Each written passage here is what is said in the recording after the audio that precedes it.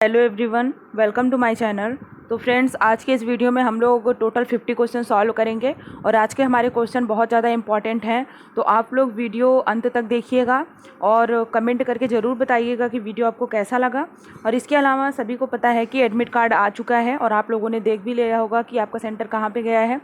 और जहाँ तक सोशलॉजी की बात है तो समाजशास्त्र विषय का जो सेंटर गया है वो कानपुर में गया है, तो सभी का वहीं पे गया होगा। इसके अलावा एग्ज़ाम में जो है बहुत ही कम टाइम बचा हुआ है, तो ऐसे में हम सिर्फ़ और सिर्फ प्रैक्टिस कर सकते हैं और ज़्यादा से ज़्यादा क्वेश्चन को सॉल्व करिए ताकि एग्ज़ाम में आते हुए क्वेश्चन गलत ना हो, क्योंकि नेगेटिव मार्किंग है, सभी को पता है। तो इसलिए आप लोग ज़्यादा से ज़्यादा प्रैक्टिस करिए, क्वेश्चन को सॉल्व करिए। और इसके पहले हमने जितने भी वीडियोस बनाए हुए हैं, जितने भी क्वेश्चन हमने डिस्कस किए हैं पीजीटी के लिए, आप वो भी प्लेलिस्ट में जा कर के देखिए। सारे क्वेश्चन जो है बहुत ज़्यादा इंपॉर्टेंट है जीआईसी के लिए भी, क्योंकि जीआईसी और मैंने बार बार कहा है कि जीआईसी और पीजीटी का सिलेबस 95% एकदम सेम है। सिर्फ और सिर्फ रिसर्च का जो टॉपिक है जीआईसी में वही ऐड हुआ है। तो आप लोग, मैंने उसके लिए भी कुछ क्वेश्चन मतलब कुछ वीडियो में मैंने क्वेश्चन सॉल्व कराए हैं सोशल रिसर्च से संबंधित, तो आप उसको भी देख सकते हैं। और आप पीजीटी का प्लेलिस्ट जा करके देखिए, जितने भी उसमें वीडियो हैं वो बहुत ज़्यादा हेल्पफुल हैं, आप उसको भी देखिए जीआईसी के लिए। तो चलिए हम आज के क्वेश्चन देखते हैं। अगर आपको वीडियो पसंद आए तो वीडियो को लाइक शेयर ज़रूर करिएगा, और अगर चैनल को सब्सक्राइब नहीं किया है तो चैनल को सब्सक्राइब कर लीजिए और बेल आइकन ज़रूर प्रेस कर दीजिएगा ताकि जो भी वीडियोज़ अपलोड हो उसका नोटिफिकेशन आपको मिलता रहे। तो चलिए आज के क्वेश्चन देखते हैं। तो देखिए, सबसे पहला क्वेश्चन है, एन.के. बोस जिस उपागम के अनुयायी थे वह है। ऑप्शन है रेडक्लिफ ब्राउन का प्रकार्यात्मक उपागम, पार्सन्स का व्यवस्था उपागम, दुर्खेम का प्रकार्यात्मक उपागम, मेलिनोवस्की का प्रकार्यात्मक उपागम। तो इसका राइट आंसर क्या होगा?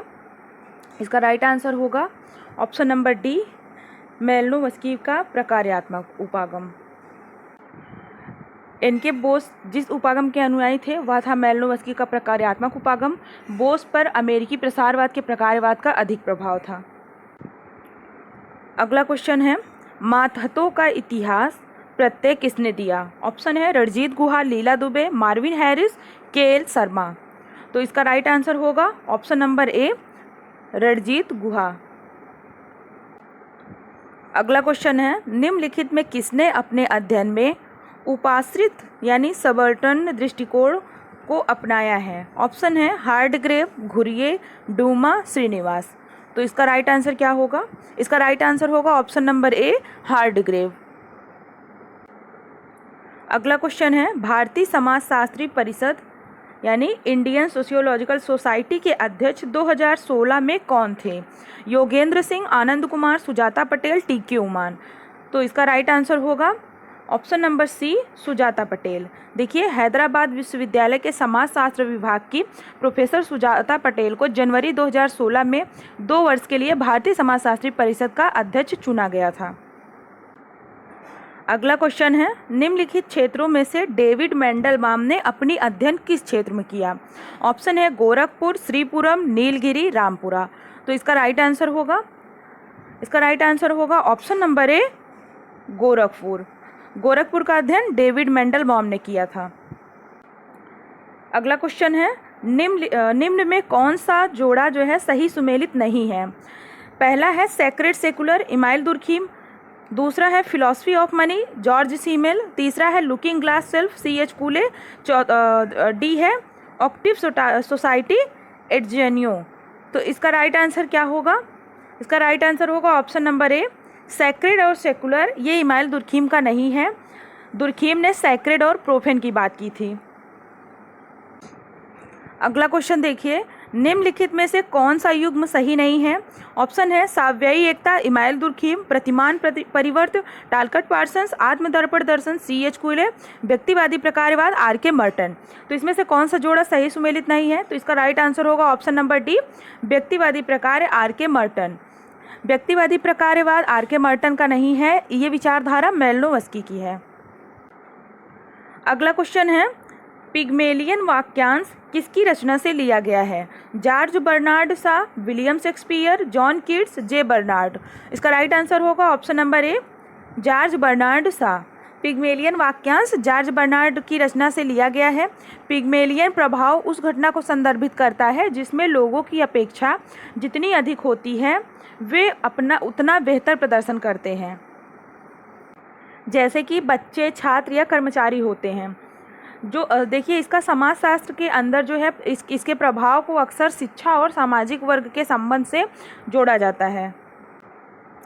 अगला क्वेश्चन देखिए, भारत छोड़ो आंदोलन किससे जुड़ा हुआ है? जवाहरलाल नेहरू, बाल गंगाधर तिलक, सुभाष चंद्र बोस, महात्मा गांधी।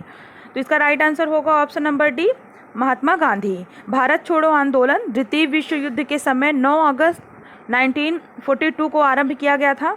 यह एक आंदोलन था जिसका लक्ष्य भारत से ब्रिटिश साम्राज्य को समाप्त करना था। यह आंदोलन महात्मा गांधी द्वारा अखिल भारतीय कांग्रेस समिति में मुंबई अधिवेशन में शुरू किया गया था। अगला क्वेश्चन देखिए, सूची 1 को सूची 2 के साथ सम्मिलित करना है। पहले में सूची में समाजशास्त्री हैं और दूसरे में उनके कॉन्सेप्ट दिए हुए हैं। तो सबसे पहले हैं C.W. मिल्स। तो C.W. मिल्स का जो कॉन्सेप्ट है वो कौन सा है? वो है वाइट कॉलर, ए का तीसरा हो जाएगा। उसके बाद है डेविड लॉकवुड। डेविड लॉकवुड का कॉन्सेप्ट है the black coated worker, B का हो गया चौथा। जी ब्रीफ का कॉन्सेप्ट है द प्रोलिटेरिएट, सी का पहला हो गया। फिर है G.D.H. कोल, इनका कॉन्सेप्ट है स्टडीज इन क्लास स्ट्रक्चर। तो इसका राइट आंसर हो जाएगा ऑप्शन नंबर बी। अगला क्वेश्चन देखिए, सूची 1 को सूची 2 के साथ इसमें भी सम्मिलित करना है। तो सूची 1 में समस्या दिया हुआ है और सूची 2 में प्रकृति उसकी दी हुई है कि कौन सी समस्या की कौन सी प्रकृति होती है। तो पहला है मादक द्रव्य व्यसन। तो मादक द्रव्य व्यसन का जो प्रकृति होता है, उसका नेचर होता है, वो होता है द्रव्यों का दुरुपयोग, ए का हो जाएगा चौथा। फिर है जातिवाद। जातिवाद किससे संबंधित है? अपनी जाति हेतु वफादारी, बी का तीसरा हो गया। उसके बाद है एड्स। एड्स क्या है? HIV पॉजिटिव, सी का पहला हो जाएगा। क्षेत्रवाद क्या है? केवल अपने ही क्षेत्र के लिए निष्ठा की भावना। तो इसका राइट आंसर हो जाएगा ऑप्शन नंबर डी। अगला क्वेश्चन देखिए, सूची 1 समाजशास्त्री के साथ सूची 2 अध्ययन क्षेत्र का मिलान करना है। तो सबसे पहले है IP देसाई। तो इन्होंने कहाँ का अध्ययन किया था? इन्होंने किया था नवसारी का अध्ययन, ए का तीसरा हो गया। KM कपाड़िया ने अध्ययन किया था रोहताक और हिसार का। एलिन रॉस ने किया था महुआ का। उसके बाद है MS गोरे, इन्होंने किया था बेंगलुरु का अध्ययन। फिर है रामकृष्ण मुखर्जी, इन्होंने पश्चिम बंगाल का अध्ययन किया था। तो इसका राइट आंसर हो जाएगा ऑप्शन नंबर ए। अगला क्वेश्चन देखिए, सामाजिक विज्ञान में एकल अध्ययन विधि से किसने परिचय कराया? ऑप्शन है हर्बर्ट स्पेंसर, विलियम हिले, ऑस्कर लेविस, फ्रेडरिक लेप्ले। तो इसका राइट आंसर होगा ऑप्शन नंबर डी, फ्रेडरिक लेप्ले। तो देखिए, सर्वप्रथम फ्रेडरिक लेप्ले ने 1806 में इन्होंने सामाजिक विज्ञान में एकल या वैयक्तिक विधि का प्रयोग पारिवारिक बजट के अध्ययन के अंतर्गत किया था। अगला क्वेश्चन देखिए, समाजमिति इस नाम से संबंधित है। ऑप्शन है JL Moreno, PV Young, Goode and Hunt, Morgan. तो समाजमिति किससे संबंधित है?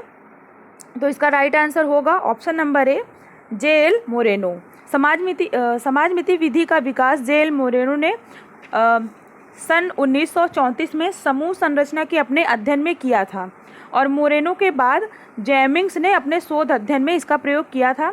समाजमिति जो है वो किसी लघु समूह के अंतर पारस्परिक संबंधों, समूह रचना तथा समूह में व्यक्तियों की एक माप की विधि है।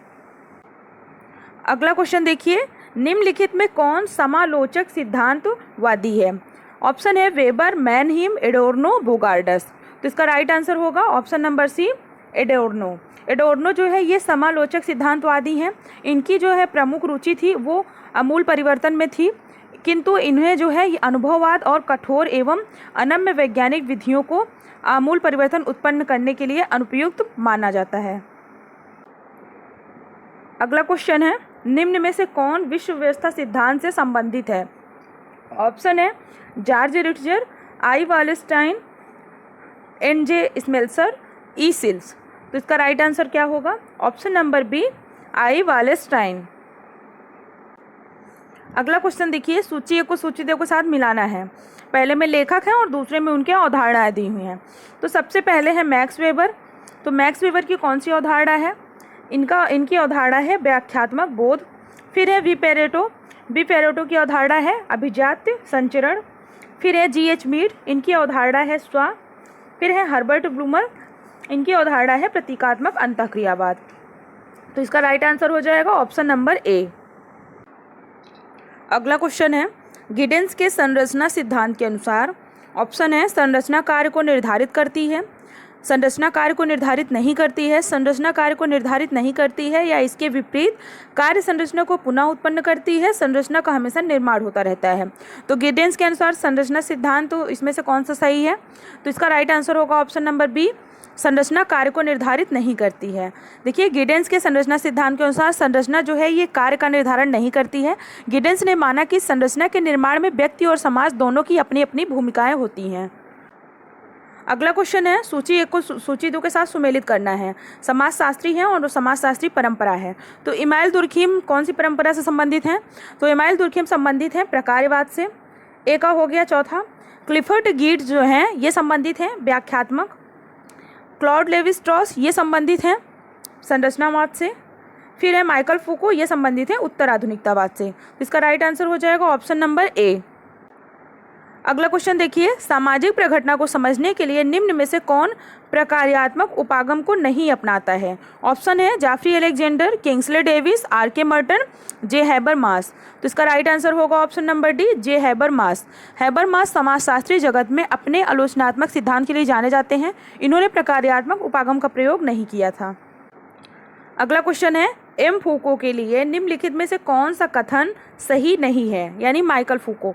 ऑप्शन है ज्ञान के उत्पादन द्वारा लोग दूसरों पर शासन करते हैं, ज्ञान व शक्ति का संबंध अभिजनों के षड्यंत्र के कारण होता है, ज्ञान का उच्चतम रूप अधिकतम शक्ति रखता है, ज्ञान शक्ति का सर्वदा प्रतिवाद होता है। तो फूको के अनुसार इसमें से कौन सा कथन सही नहीं है, यानी जो उन्होंने नहीं कहा। तो इसका राइट आंसर होगा ऑप्शन नंबर बी, यानी ज्ञान व शक्ति का संबंध अभिजनों के षड्यंत्र के कारण होता है, ये कथन गलत है। देखिए, मिशेल फूको जो थे इनकी जो एक पुस्तक थी द आर्कियोलॉजी ऑफ नॉलेज, इसमें इन्होंने कहा था कि उत्तर आधुनिक समाज में ज्ञान जो है वो उत्पादन का एक साधन है, अतः जिसके पास ज्ञान नहीं है उसके पास शक्ति नहीं है, और जिसके पास ज्ञान है उसके पास शक्ति है। ज्ञान और शक्ति दोनों पारस्परिक रूप से एक दूसरे पर निर्भर हैं, और फूको के अनुसार यथार्थ की सामाजिक रचना करने की भूमिका में भाषा और ज्ञान शक्ति के आधार का कार्य करते हैं। सॉरी, इनका नाम मिशेल फूको है, मैंने गलती से माइकल फूको बोल दिया था, तो आप लोग उसको करेक्ट कर लीजिएगा। अगला क्वेश्चन देखिए, द बोर्जिस पब्लिक स्फीयर से किसका कार्य संबंधित है? Bruno Latour, E O. Wilson, Luce Irigaray, Jurgen Habermas, Mary Douglas. तो द बोर्जिस पब्लिक स्फीयर से किसका कार्य संबंधित है? तो इसका राइट आंसर होगा option number D, Jurgen Habermas. देखिए, हैबरमास का कहना है कि हमें एक ऐसे समाज का निर्माण करना है जो स्वतंत्र और अभिव्यक्ति परक हो, जहां व्यक्ति का संप्रेषण जो है यानी कम्युनिकेशन वो पूर्ण और सभी बंधनों से मुक्त हो। इसी संदर्भ में हैबरमास ने द बोर्जिस पब्लिक स्फीयर की अवधारणा दी थी। अगला क्वेश्चन है, संरचनाकरण की अवधारणा का आविष्कार किया गया है जॉर्ज गुरविस द्वारा, रॉबर्ट ए बिल्स द्वारा, गुन्नार मिल्डार द्वारा, एंथनी गिडेंस द्वारा। तो संरचनाकरण की अवधारणा किसकी है? इसका राइट आंसर होगा option number D, Anthony Giddens द्वारा। संरचनाकरण की अवधारणा का प्रतिपादन एंथनी गिडेंस ने इनकी एक पुस्तक थी द कॉन्स्टिट्यूशन ऑफ सोसाइटी 1984, इसमें इन्होंने किया था। संरचनाकरण एक प्रक्रिया है जो संरचना के बनने और पुनः बनने की विधि का संकेत देती है। यह प्रक्रिया व्यक्तियों के बीच होने वाली अंतरक्रियाओं की सक्रिय प्रक्रियाओं का परिणाम है, जिसके द्वारा सामाजिक संरचना का निर्माण और पुनर्निर्माण होता है। अगला क्वेश्चन देखिए, निम्नलिखित में किसने आधुनिक समाज को क्रांति युग समाज माना है? ऑप्शन है Ulrich Beck, George Simmel, Zygmunt Bauman, Anthony Giddens.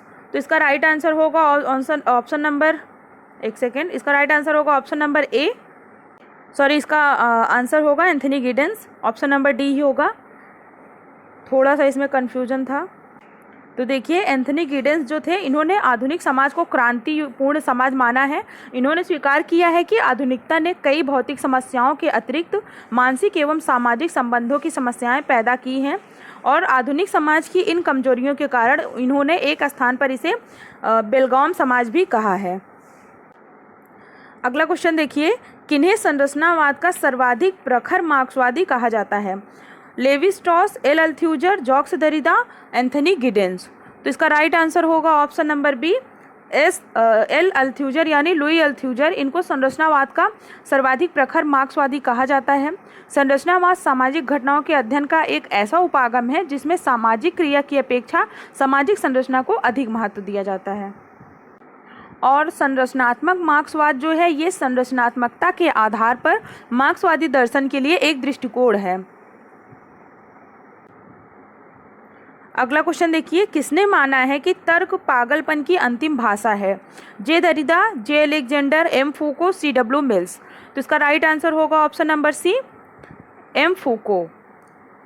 इनका मानना है कि तर्क जो है वो पागलपन की अंतिम भाषा है और इसी पे इन्होंने एक पुस्तक भी लिखी थी। इनके पुस्तक का नाम था मैडनेस एंड सिविलाइजेशन।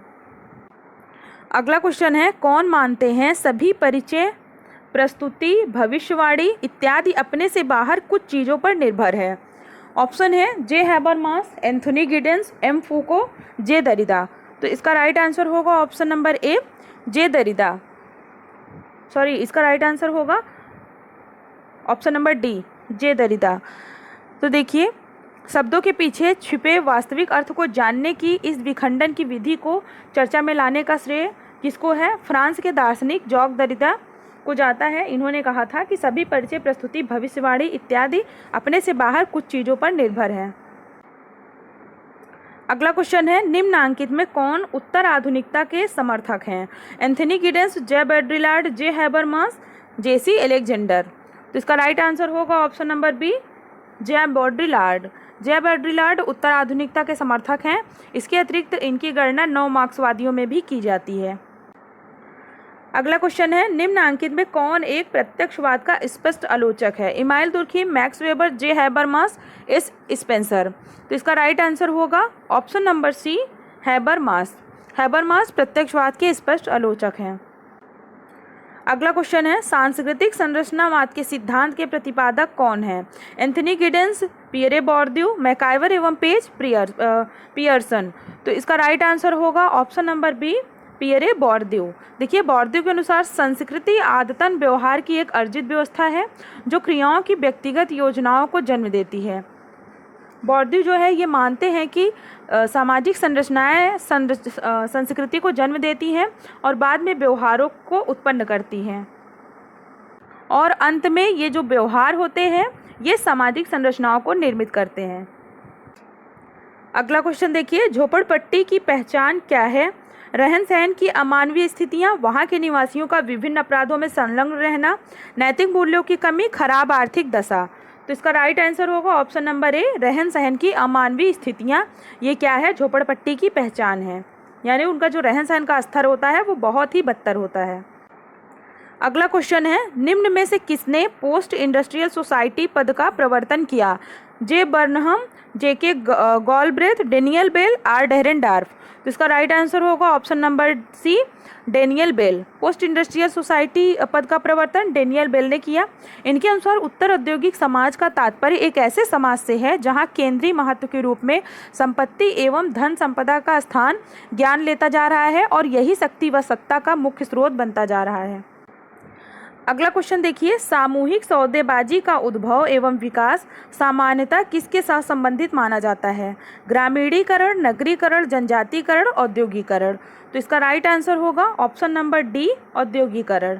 देखिए, औद्योगिक विवादों को सुलझाने के लिए सामूहिक सौदेबाजी का प्रयोग व्यापक रूप से होता आ रहा है और जैसे जैसे श्रम संघ का विकास होता गया वैसे वैसे सामूहिक सौदेबाजी का प्रयोग बढ़ता गया, यानी सामूहिक सौदेबाजी जो है वो औद्योगिकरण में होता है।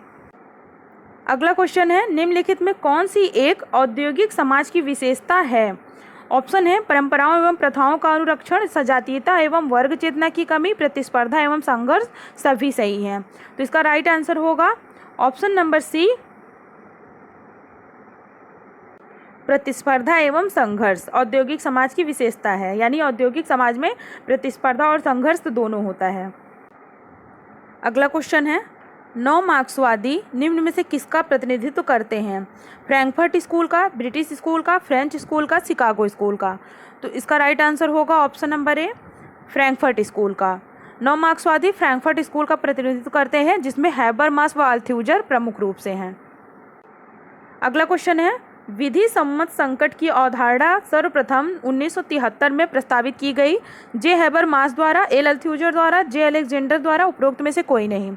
तो इसका राइट आंसर होगा option number A, J Habermas द्वारा। विधि सम्मत संकट यानी लेजिटिमेशन क्राइसिस की अवधारणा सबसे पहले 1973 में जे हैबरमास द्वारा प्रस्तावित की गई थी। विधि सम्मत संकट प्रशासनिक कार्यों, संस्थाओं एवं नेतृत्व के विश्वास में गिरावट को दर्शाता है। अगला क्वेश्चन है, जुर्गेन हैबरमास ने किस आलोचनात्मक सिद्धांत पर बल दिया? नौ उपनिवेशवाद का सिद्धांत, विनिमय का सिद्धांत, संरचना का सिद्धांत, संप्रेषणात्मक क्रिया का सिद्धांत। तो इसका राइट आंसर होगा ऑप्शन नंबर डी, संप्रेषणात्मक क्रिया का सिद्धांत। जुर्गेन हैबरमास ने आलोचनात्मक सिद्धांत, संप्रेषणात्मक क्रिया का सिद्धांत पर बल दिया। इन्होंने संप्रेषण तथा तार्किकता के वैध सिद्धांत के विकास की असफलता और अव्याख्यावाद या निर्धारणवाद के साथ चिपके रहने के लिए पश्चिमी सामाजिक सिद्धांत की कटु आलोचना की है। अगला क्वेश्चन देखिए, किसने काल और स्थान के संदर्भ में सामाजिक संबंधों की संरचना के रूप में संरचना निर्माण की बात की है? Erving Goffman, Harold Garfinkel, Manuel Castells, Anthony Giddens. इसका राइट आंसर होगा option number D, Anthony Giddens. Anthony Giddens ने समय और स्थान के संदर्भ में सामाजिक संबंधों की संरचना के रूप में संरचना निर्माण की बात की है। इन्होंने लिखा कि संरचनाकरण का जो सिद्धांत है, इसमें सामाजिक विज्ञानों के अध्ययन का मुख्य क्षेत्र न तो व्यक्तिगत कर्ता के अनुभव है और न ही सामाजिक संपूर्णता का कोई रूप है, अपितु वे सामाजिक प्रथाएं या व्यवहार हैं जो समय और स्थान से परे हैं। अगला क्वेश्चन है, एंथनी गिडेंस का सिद्धांत दोहरेपन पर केंद्रित है, ये वह क्या है? प्रकृतिवाद एवं प्रत्यक्षवाद, एजेंसी एवं संरचना, वृहद एवं सूक्ष्म, संरचना एवं संस्था। तो इसका राइट आंसर होगा ऑप्शन नंबर बी, एजेंसी एवं संरचना। गिडेंस के अनुसार हम समाज को समझने के लिए या तो एजेंसी को आधार बनाते हैं या संरचना को, और यही इनके सिद्धांत का जो है वो केंद्र है। अगला क्वेश्चन देखिए, निम्नलिखित में से कौन मिशेल फोको की रचना नहीं है? History of sexuality, madness and civilization, forms of talk, discipline and punish. तो इसका राइट आंसर होगा option number C, forms of talk. ये रचना इनकी नहीं है, ये इरविंग गॉफमैन की है। अगला क्वेश्चन है, शक्ति व्युत्पन्न होती है हितों के जुड़ाव से, प्राधिकार यानी सत्ता से, उपरोक्त दोनों से, उपरोक्त में से कोई नहीं। तो इसका राइट आंसर होगा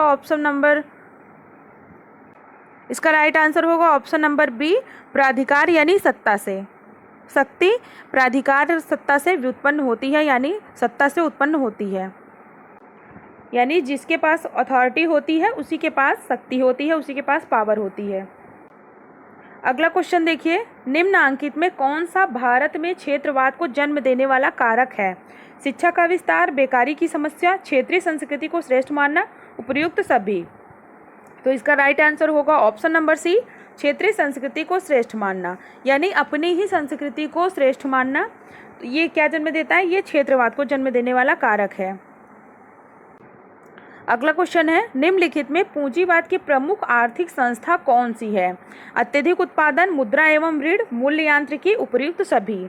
तो इसका राइट आंसर होगा ऑप्शन नंबर डी, उपयुक्त सभी। देखिए, पूंजीवाद की प्रमुख आर्थिक संस्था अधिक उत्पादन, मुद्रा एवं ऋण और मूल्य यांत्रिकी है।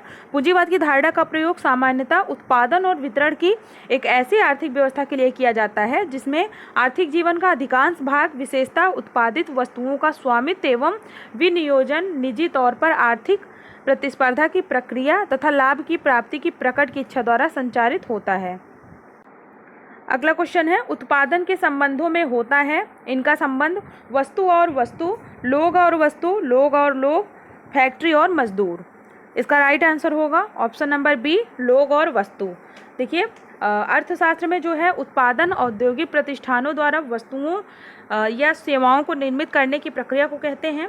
उत्पादन भूमि, पूंजी और श्रम को संयोजित करके किया जाता है, इसीलिए ये उत्पादन के कारक कहलाते हैं, यानी लोग और वस्तु।